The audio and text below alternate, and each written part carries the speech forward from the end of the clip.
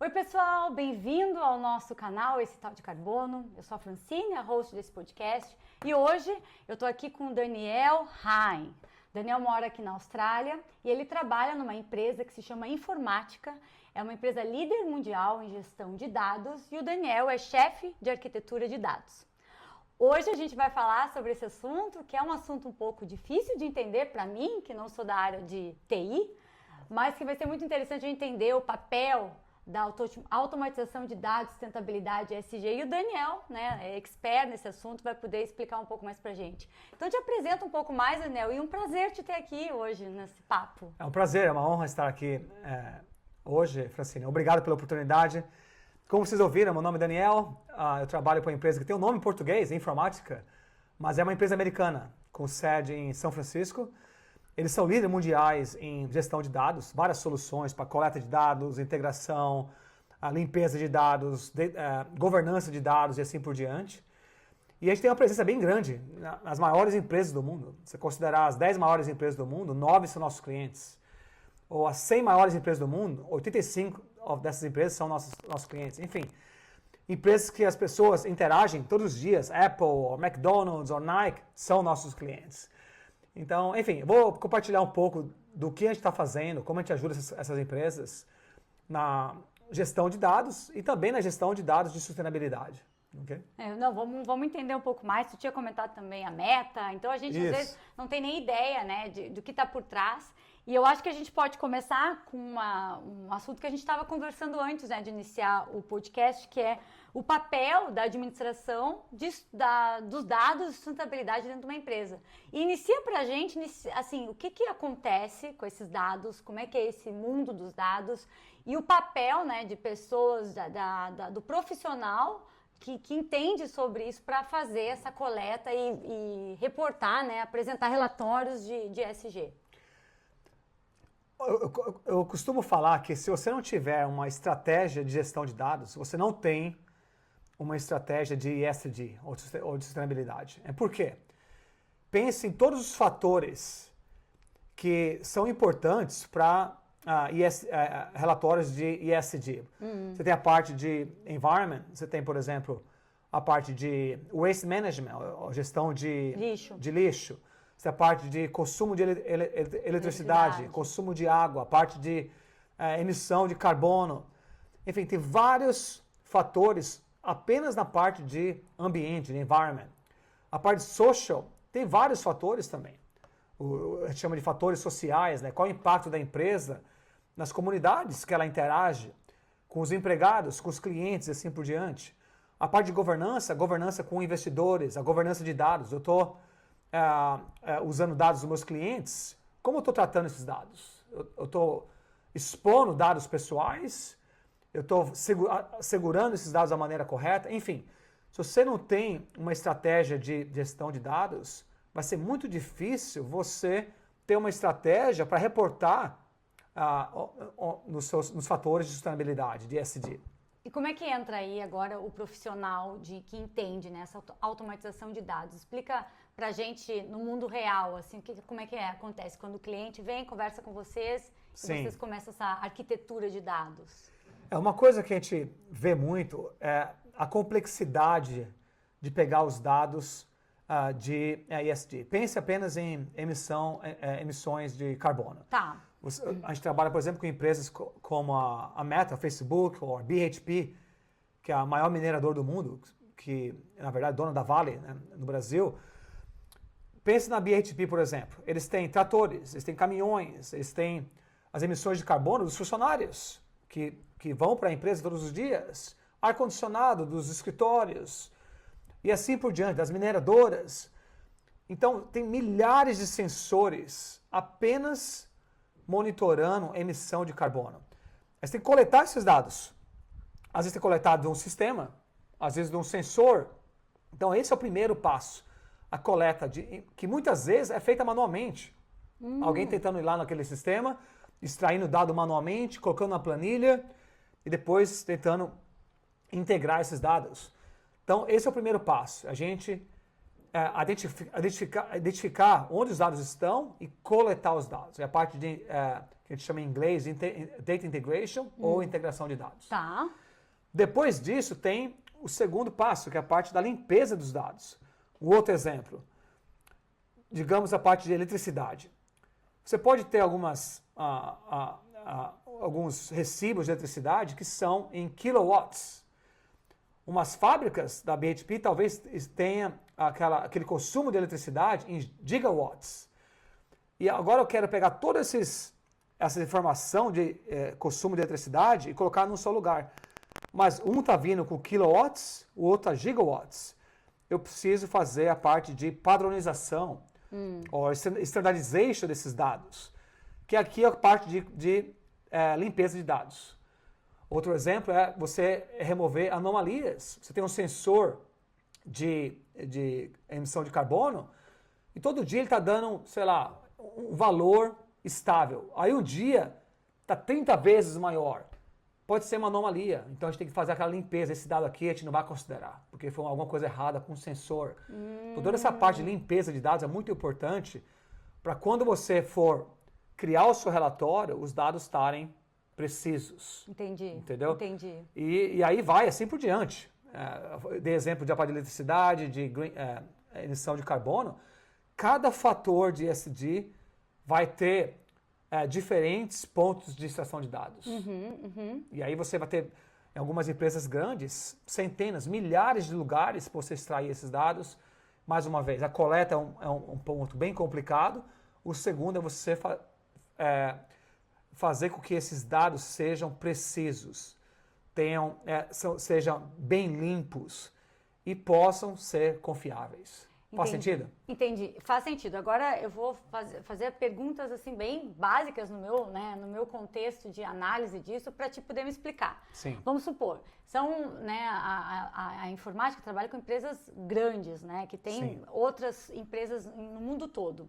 Aí a minha pergunta é, quando eles querem começar a coletar esses dados e fazer toda uma arquitetura desses dados, e a gente está falando aqui, vamos supor, vamos pegar a análise de lixo, vamos falar do social, que eles querem começar a entender os projetos sociais deles, que aí a gente está conversando com, vamos supor, com o RH, e o lixo é o time de sustentabilidade, e aí a gente tem também a parte de governança, que tem outro time.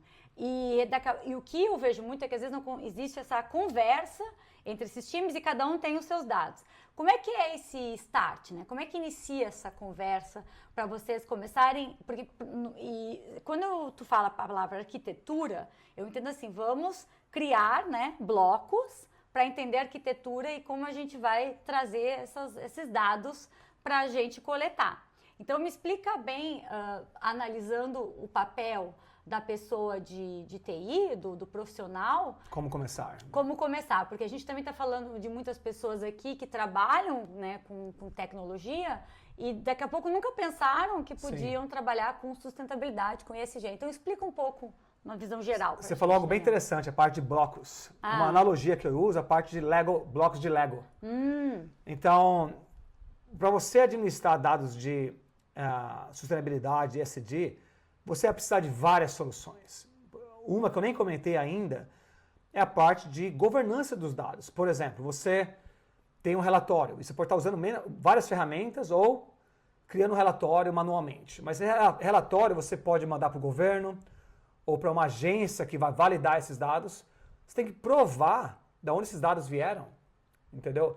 É a parte de rastreamento. Esse dado que eu tenho nesse relatório que está dizendo que eu tenho esse nível de emissões de carbono, esse é meu consumo de eletricidade e, além disso, o meu consumo de eletricidade está diminuindo mês após mês, preciso provar de onde esses dados vieram.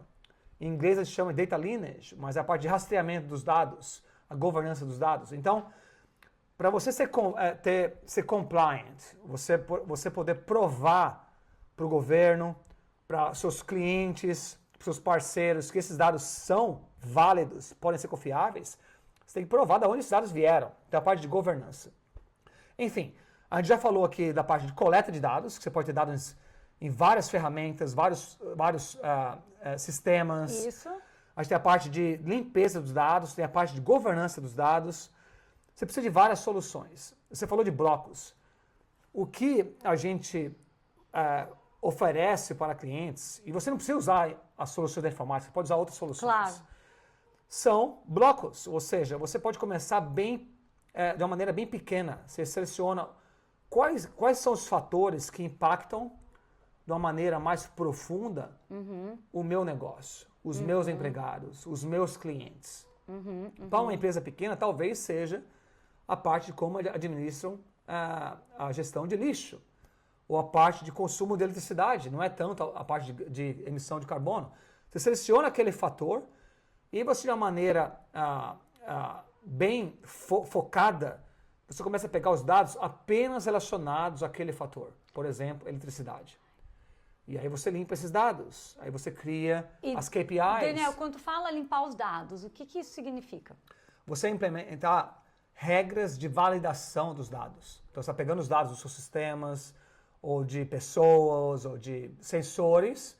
Esses dados vão ser posicionados em algum lugar. Tá. Por exemplo, no seu banco de dados, assim por diante. E agora a gente vai validar se esses chamados CDE, ou Critical Data Elements, os dados estão corretos. Tá. Pode ser, por exemplo, validar se aquele valor de consumo de eletricidade está correto. E como isso é validado? Com as regras de negócio. Aí agora é um pouco técnico, você vai ter umas regras, umas fórmulas que vão lá e vão checar se aquele dado está válido ou não. E aí vão padronizar o dado em alguns momentos. Por exemplo, um exemplo bem simples, telefones. Às vezes você está colocando seu telefone no cadastro no sistema, no shopping online, alguma coisa que você está fazendo online, você coloca o código do país. Ou você pode colocar sem o código do país. Ou você pode colocar o zero na frente, ou sem o zero, enfim, tem várias opções de como você colocar o seu número de telefone, com o hyphen, o hífen. Tá. Enfim, você agora tem que padronizar o número de telefone, de uma forma que todos os telefones tenham o mesmo número de dígitos. Isso é um exemplo. Isso então, é a limpeza dos dados. É a limpeza dos dados. Entendi. E agora, eu gostei que tu trouxe uma ideia para uma empresa menor, tá? Sim. Porque Você pode começar bem pequeno, porque a gente está falando de empresas mega, né? Que já tem que relatórios por causa das legislações. Sim. E eu sei que tu tem um entendimento bem grande das legislações na Europa, nos Estados Unidos, e a gente aqui na Austrália chegando. E provavelmente essas mesmas leis estão indo para o Brasil. Por isso que a gente está dialogando sempre o que está acontecendo aqui, porque a gente sabe que esse efeito está indo para outros países. E a minha pergunta eu tenho uma empresa menor, tá? Eu preciso inicialmente dar o primeiro step para... eu quero começar a entender melhor dos meus dados, né? Eu preciso limpar, mas eu não tenho daqui a pouco um profissional que eu vou contratar para limpar os meus dados. Qual é a tua sugestão, o teu conselho? Ótima pergunta. Uma sugestão é você catalogar os seus dados. O que é isso? Vamos lá. Você tem soluções, tem várias soluções, a informática tem uma solução, mas tem várias soluções no mercado que vão escanear as suas aplicações, as suas planilhas, os seus sistemas. Isso aí pode ser qualquer sistema, um banco de dados, pode ser um sistema de ERP, tipo SAP, pode ser um sistema de CRM, Salesforce, e assim por diante. Então, com essas soluções de catálogo de dados, eles vão lá e escaneiam aquele sistema. Quando a gente faz esse escaneamento, automaticamente classifica os dados. Então, agora você, sem ser a pessoa de TI, você sabe, nesse sistema eu tenho dados de cliente, eu tenho dados privados, eu tenho, por exemplo, e-mail, eu tenho telefone, eu tenho a idade, eu tenho o nome da pessoa. Nesse outro sistema eu tenho dados de eletricidade. Nesse outro sistema eu tenho dados de fornecedores. Então agora eu posso começar a administrar Scope 3, por exemplo. Ou Scope 3. Scope 3 de emissão. Que agora eu tenho dados dos meus fornecedores. Isso aí é parte de catalogar os dados usando uma solução que consegue fazer isso automaticamente. Usando AI ou Machine Learning. Vai lá, escaneia tudo e te dá uma visibilidade, tipo, uma visão 360 graus dos seus dados. E depois disso, agora você pode selecionar, ok, agora eu sei que eu tenho dados de eletricidade aqui, eu vou extrair esses dados. Essa é a maneira de você começar rápido, você escaneia o que você tem. Mais simples, Isso. né? Por exemplo, eu começo a ter, eu sei que meus funcionários vão de carro, de bicicleta ou de ônibus para o trabalho e eu tenho um Google Form para eles preencherem e todo mês eles me dão esses dados e eu sei que em tal lugar eu coloco esses dados. Isso, de alguma forma, já é dados que eu tenho colocado na minha empresa. Mas digamos que você é do time de sustentabilidade, você não sabe onde esses dados estão. Então, você pode usar uma ferramenta para escanear tudo o que você tem e ele vai te falar, ó, você é o chefe de sustentabilidade, os dados das pessoas, do quanto elas andaram de bike, os dias que andaram de bike, quantos quilômetros estão nesse sistema aqui. Entendeu? E além disso, a gente vai classificar os dados da pessoa também. Conseguir, por exemplo, anonimizar dados da pessoa, dados pessoais. Porque a gente não quer expor dados das pessoas, por exemplo. A gente quer apenas calcular qual foi o impacto dessas pedaladas do time de empregados. Entendi. Agora, por exemplo, outro exemplo é a eletricidade. Eu tenho lá o relógio de luz, né? Vamos pensar que a empresa ainda não colocou painel solar, tá? Ela tem um relógio de luz e ela, todo mês lá, um funcionário da empresa vai lá no relógio e diz, ó, tá aqui, isso aqui é o que a gente pagou, isso aqui tá a nossa conta. Estou pensando numa coisa bem inicial. Sim. A empresa disse, ó, vamos começar a catalogar isso para poder fazer um cálculo de quanto a gente emite mensal disso. Então, eu vou pegar aquela minha conta e eu vou colocar dentro de um sistema, dentro de um Excel, por exemplo. Isso. E ali, porque um Excel já é um banco de dados, né, Isso. Daniel? Tá, entendi. E isso que você falou é um bom exemplo. No Brasil, a gente tem a Cato. Aqui na Austrália, a gente tem o Seek.com para procurar emprego. Ah, entendi. Uhum. O Seek.com, eles não são uma empresa tão grande, eles são uma empresa de oferta de emprego, tal, você procurar emprego e tal, bem parecido com a Cato no Brasil. Mas o que eles queriam fazer no começo era apenas a coleta de dados de eletricidade. E o exemplo era esse que você falou. Eles tinham as contas de eletricidade que chegavam no formato de PDF, por e-mail, e todo mês tinha aquele consumo de eletricidade. Alguém do time financeiro ia lá, pagava aquela conta e escaneava aquela conta. E agora está num data lake, ok? Está em algum lugar lá que ninguém sabe. Ninguém sabe. Então, imagina você sendo uma pessoa de sustentabilidade, ou do time de sustentabilidade, tendo que ir lá, abrir PDF por PDF e achar qual foi o consumo em kilowatts. Qual foi, quanto que a gente pagou. Aí você vai e põe na planilha. Aí você vai na outra conta do próximo mês, tira o consumo. E agora você tira em kilowatts. Aí teve uma conta que veio em gigawatts. Aí você tem que fazer o cálculo manualmente para converter de gigawatts para kilowatts. E você faz isso manualmente, just para eletricidade.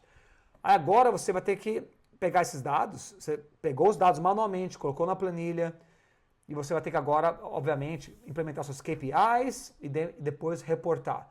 Essa coleta a gente automatiza. É isso que a gente faz. A gente vai automaticamente ir naqueles PDFs, que são as contas de eletricidade, extrair toda a informação, padronizar os dados, limpar, aí mandar para as ferramentas de relatório, o Arquiva, o Enablon e assim por diante. E depois, se alguém falar, opa, de onde esses dados vieram, a gente consegue provar, que é a parte de rastreamento, de governança dos dados. Mas, Daniel, me explica uma coisa. Como é que existe essa automatização se não tiver alguém que vai colocar todo mês o valor daquela conta dentro de um banco de dados? Sim.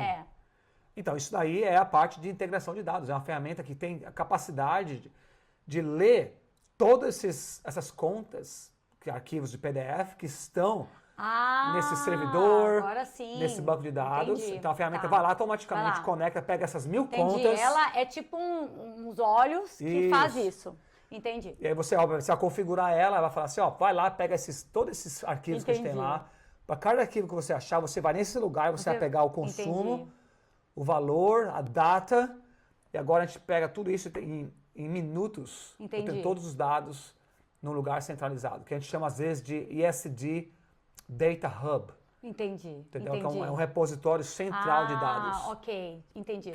Então, o que a gente está fazendo a gente está substituindo aquela coleta manual de dados, a limpeza manual de dados. Ok. Que acontece na maioria das vezes. Não, eu estava lendo uma pesquisa que hoje 10% das empresas, é muito pouco, acho que até menos, que usa já a informação, automatiza dados. Então, a minha ideia aqui é a gente sempre trazer para o mundo real, né? A gente entender as empresas pequenas, tá? Sim. Então, vamos pensar assim, tem duas perguntas que eu quero te fazer. Uma pensando assim, eu sou uma empresa pequena, eu não tenho condições de fazer grandes automatizações, eu tenho ali 5 funcionários e todo mês eu tenho que pegar. O que tu indica para essa empresa iniciar, para pelo menos começar a colocar informações importantes que podem ser interessantes para ela buscar ser um supplier de uma empresa maior que vai precisar alguns dados do seu supplier, né, do seu fornecedor. Se ela quiser, a gente pensando aqui na Austrália, ser um fornecedor dos Jogos Olímpicos que estão vindo, do governo, ou buscar empresas maiores e ela...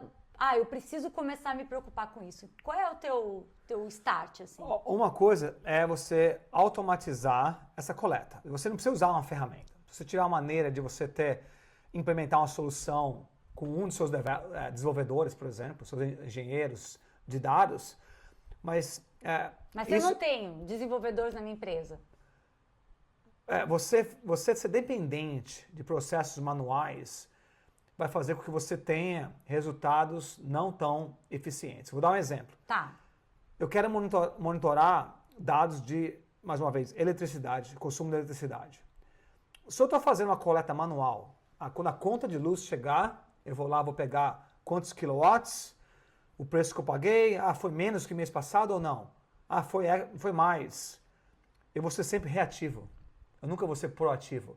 Se eu tenho uma coleta de dados real time, toda hora que eu estou consumindo eletricidade, a cada minuto eu estou extraindo aquele dado.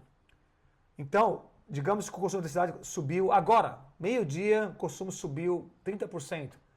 Eu posso agir imediatamente, entendeu? Uhum. Então, a automatização dessa coleta de dados pode resultar em resultados mais robustos para a empresa. Com certeza, com entendeu? certeza. Você fazer o processo manual, sempre você vai reagir de uma maneira, vai ser sempre reativa. Depois de um mês que eu te recebi aquela conta de luz, eu checo o valor. Não, eu concordo contigo. O que hoje eu percebo, que quando a gente vai fazer um cálculo de carbono, por exemplo, de empresas pequenas, e a gente pede o scope 2 dela, que é a eletricidade, a maioria são notas de contas de luz e a gente tem que fazer esse cálculo, entendeu? Isso. Porque são empresas menores que não têm essa automatização. Isso. Então, eu estou pensando que a gente pode estar falando com um empresário, né, brasileiro, que está querendo começar a fazer alguma coisa, mas ele não tem nem ideia e como ele pode iniciar. E aí eu penso, bom, pelo menos em ter uma ferramenta de Excel que coloque dados, já é um start, né, já é um início. Toda empresa tem uma ferramenta para poder, pelo menos, consolidar os dados, uma planilha, por exemplo. Isso aí é fácil. O problema é, isso daí não vai ser uma solução que vai ser à prova do tempo. Por exemplo, se algum dia alguém não confiar nos seus dados, como é que você vai falar, não, esses dados podem ser confiáveis? Foi uma planilha, alguém colocou o dado manualmente lá.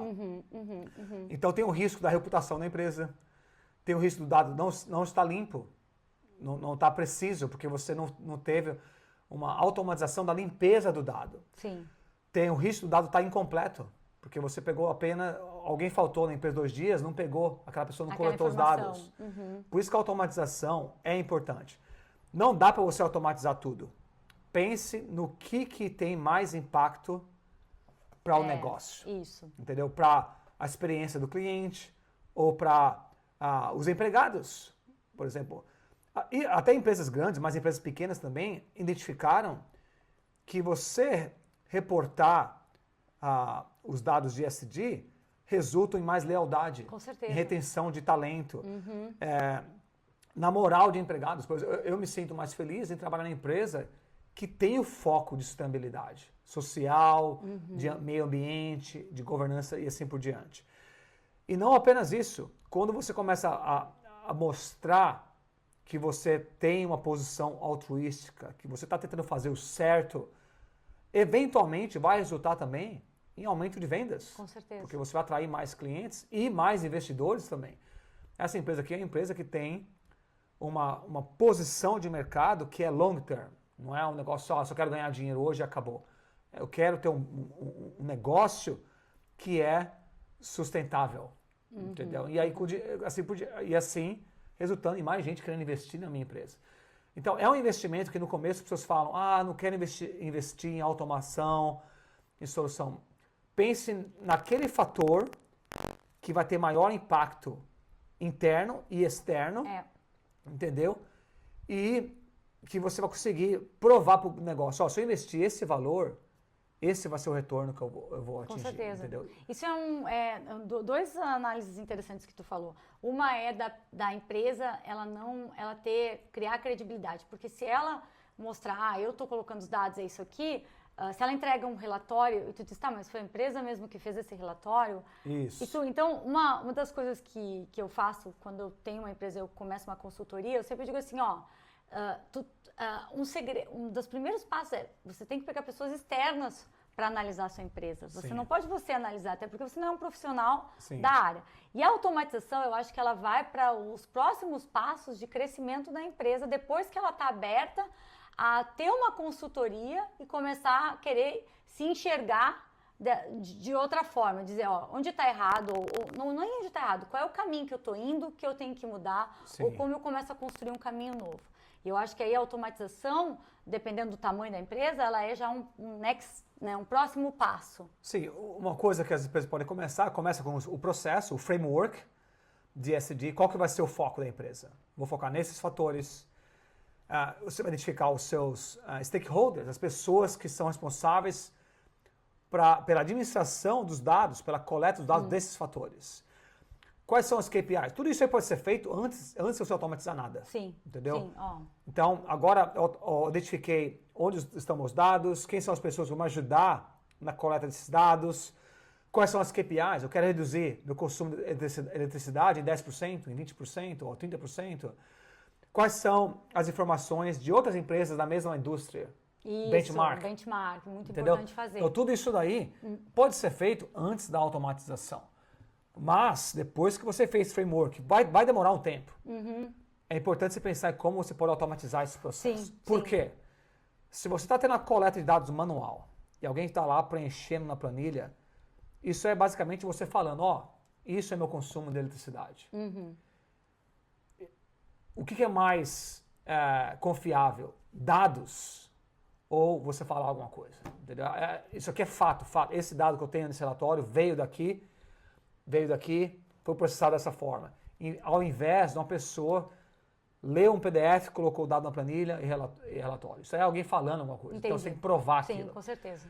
Mas o framework, você está certa, esse framework demora um pouco. É preciso você ter experiência, entender todos os principais fatores que são relevantes para aquela indústria.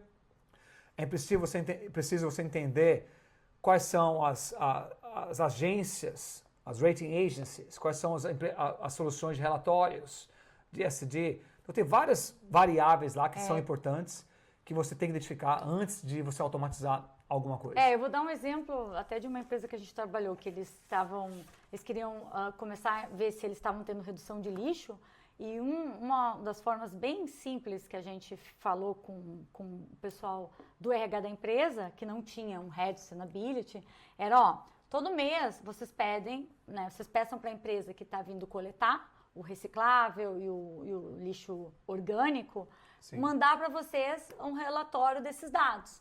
E aí foi muito interessante que já começou a gap, a lacuna ali. A empresa não mandava para eles o relatório. Então, como é que eles iam saber se o lixo estava reduzindo ou se toda a política de mudança de comportamento que eles estavam fazendo estava tendo um resultado, se a empresa que buscava o lixo, a gestora do lixo, não mandava para eles informação? Sim. Então é legal porque isso foi um primeiro step. Às vezes, tu falou algo que eu achei interessante. Se a gente fala de dados, a gente já pode, só em pensar em mensurar dados, já gera uma mudança na empresa. Porque quando a gente foi trazer esse outro, o outro stakeholder, que é a empresa de lixo, eles já viram ali uma lacuna que eles começaram a pedir para a empresa apresentar para eles esses dados, e com esses dados eles começaram, já temos algum dado e vamos começar a colocar num sistema. foi um primeiro step, foi o que tu Isso. falou. E depois, né, ok, agora vamos criar um KPI para ver se a Isso. empresa, se toda a política que a gente está fazendo, iniciativas estão acontecendo e os funcionários estão botando o lixo certo no lugar certo. Juntou o dado da empresa de lixo com o que eles estão pegando, os KPIs. Então, isso é um início. Exatamente. Agora eu entendi, Daniel. Isso. Entendeu? A gente pode trazer, só para trazer para mais simples, para a gente poder entender. Exatamente, Enfim, para você ter uma solução de ESG que é a prova do tempo, que vai ser sustentável também. Com certeza. Você consegue implementar o relatório no topo de um fator ou de 50 fatores, manualmente vai ser impossível. Você falou em empresas pequenas, tem 5 pessoas, como vão fazer isso? Sim. Então, é aí que entra soluções que têm Artificial Intelligence, ou AI, ou Machine Learning, que vai ajudar você a fazer um pouco desse processo ser mais fácil. Eu entendi. Automatizar a coleta, a limpeza. Com certeza. Entendeu? Em vez de você ter que analisar cada dado manualmente, tem uma solução que em um segundo vai lá e analisa. Esse dado aqui, ó, eu tenho umas anomalias, entendeu? E limpar para você automaticamente. Ô, Daniel, tu citou algo que eu acho que agora a gente pode, já caminhando para o final, Sim. tratar, porque a minha ideia aqui, quando eu trouxe esse podcast, e a minha ideia é trazer pessoas que falam português no mundo, que possam compartilhar a sua visão global do que está acontecendo com quem entende português, né? Não precisa estar automaticamente no Brasil, mas outros países que falam português e aqui na Austrália, o profissional que trabalha em TI, com tecnologia, e ele quer começar a atuar nessas áreas de dados com sustentabilidade. Dá dicas dos primeiros passos, o que tu enxerga, o que tem que começar a entender.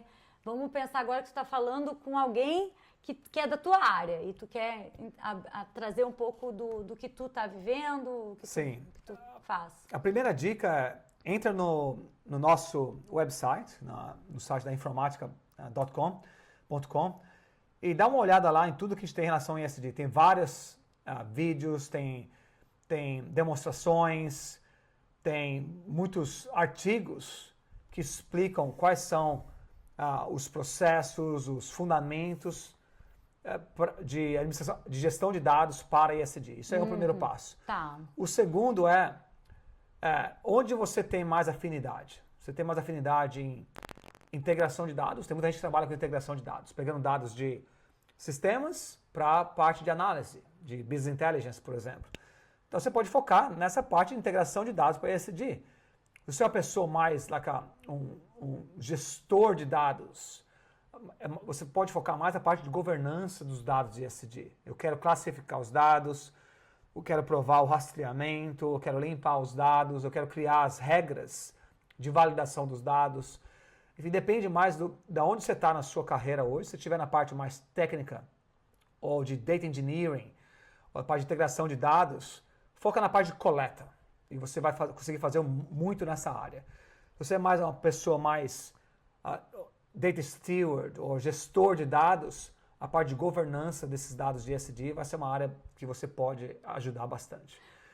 Então essa é a minha dica. Tenta selecionar uma área que você tem mais afinidade, em vez de tentar abraçar o mundo no primeiro momento. Faz sentido? Faz total.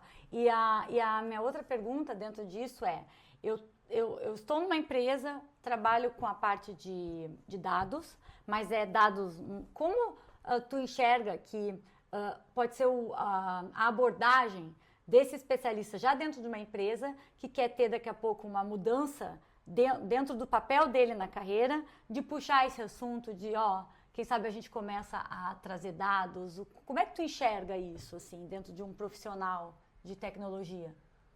Eu, assim como você, Francine, eu tenho um interesse muito grande nesse tópico de ESG, porque, primeiro, é um tópico que ajuda a gente a criar um planeta melhor, obviamente, um planeta que é mais sustentável, com mais responsabilidade social, e também um planeta com empresas com a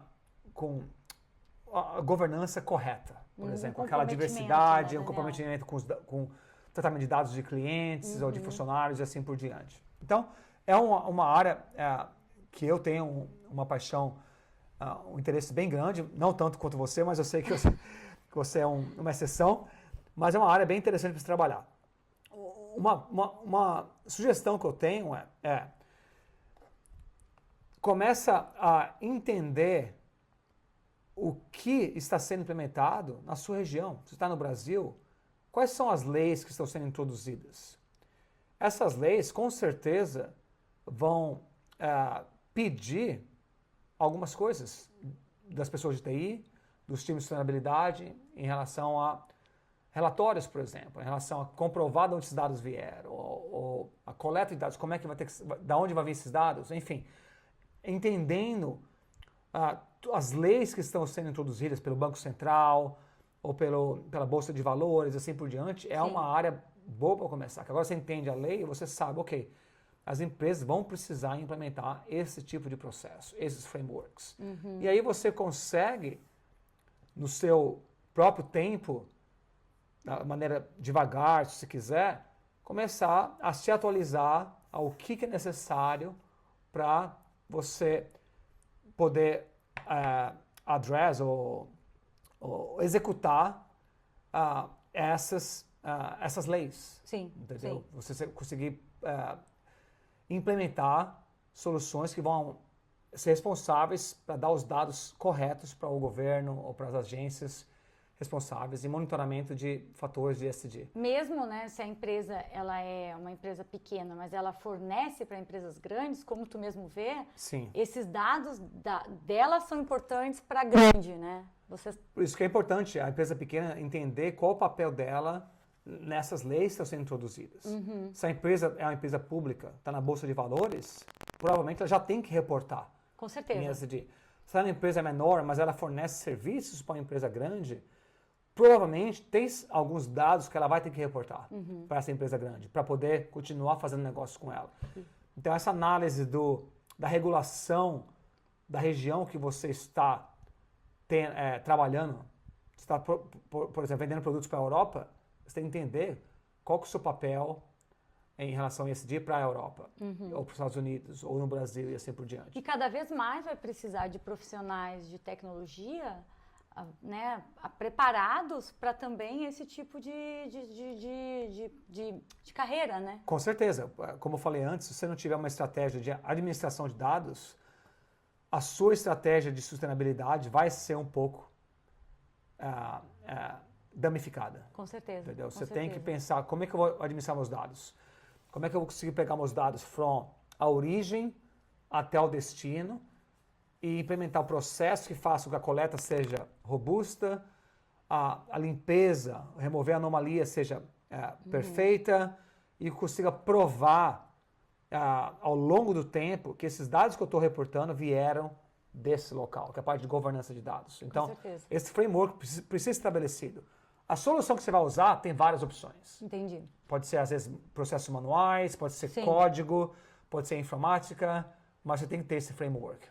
Eu já vi algumas apresentações tuas e eu entendo quando tu apresenta, né? É um assunto bem denso e eu sei que a gente podia ficar aqui horas, Sim. porque é muito detalhes, né, Daniel? Que a Isso. gente em 30, 45 minutos não tem como falar.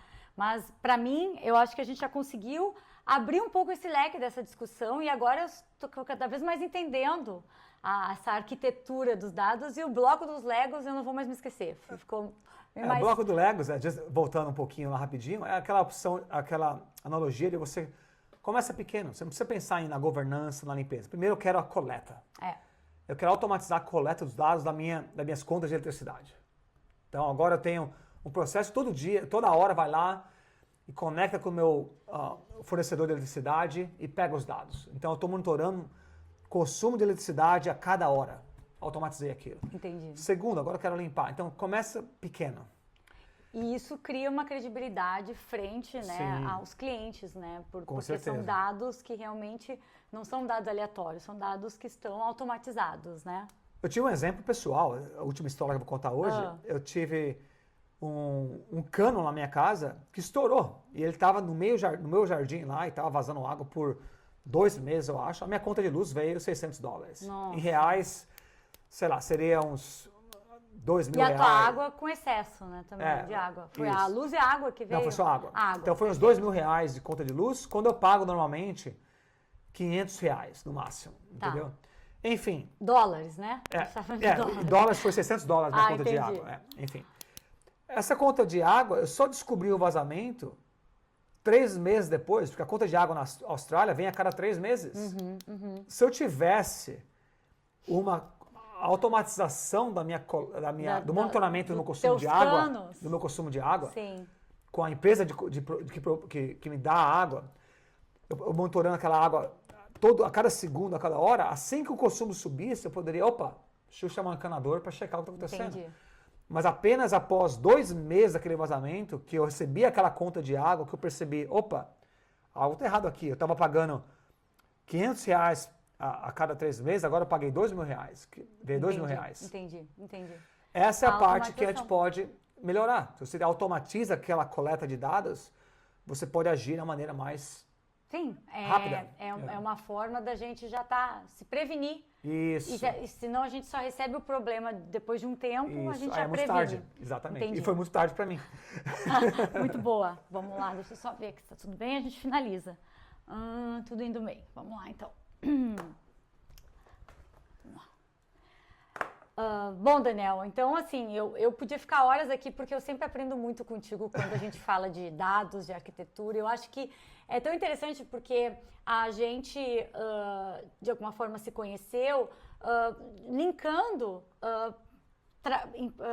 skills, né, diferentes, né? Eu com SG, e aí o Daniel estava dando uma palestra sobre TI, sobre um pouco da vida dele, né? E aí no final da palestra eu cheguei no Daniel e falei, olha, eu trabalho com SG, o Daniel, nossa, a gente está desenvolvendo uns trabalhos, uns dados de SG, e a gente se conectou. Isso. E eu digo que quando a gente fala de sustentabilidade, tá tudo conectado. Hoje em dia não tem mais profissão que de alguma forma não desenvolva algo com sustentabilidade. E quem ainda não está desenvolvendo vai cada vez mais perder o seu papel. Vai. Porque o mundo está mudando e eu acho que tu, Daniel, que viaja muito para Singapura, Japão, Estados Unidos, tu enxerga isso, né? Não é mais algo distante, é algo que está acontecendo, né, Daniel? Com certeza. Tudo começou, a gente sabe muito bem, com o Paris Agreement, em 2015, que foi 193 nações ou países que assinaram um acordo para reduzir emissões, para limitar as reduções para 1,5 graus. E depois disso aí só aumentou. A gente está tendo várias leis, regulações sendo introduzidas ao redor do mundo. Tem várias, inclusive, leis em relação a investimento. Se eu tenho um fundo de investimento, eu só vou investir em empresas que têm uma robusta implementação de ESG. Sim. Enfim, isso está só aumentando. Só aumentando. Então, é importante a gente entender que isso vai ser parte da nossa realidade. E, como eu falei antes, você vai precisar provar que esses dados, que o que você está fazendo são verdadeiros, né, Daniel? Em relação à sustentabilidade, é algo que pode ser confiável. Isso. Você não quer impactar a sua credibilidade, a sua reputação no mercado. Então, você tem que ter algo que é bem preciso. Com certeza. Entendeu? E poder provar também que aquele dado veio de onde deveria vir. Não foi algo apenas eu falando alguma coisa. Tá aí, né, para profissionais de TI que têm interesse em entender melhor e como se alocar nessa nova carreira dentro da sua carreira, né? Isso. A gente fala de transições de carreiras, mas eu acho que o que está também acontecendo é uma reintrodução da sua carreira em outras áreas, né? Exatamente. E eu acho que, por que não, né? Começar a pesquisar e se tem esse carinho por essas informações, pela sustentabilidade, por que não começar a explorar isso, né? Isso. Eu acho que... Bom, para finalizar, Daniel, a gente sempre pede, né, uma dica para o nosso convidado de algum livro ou de algum documentário que para ele, né, tocou, foi importante.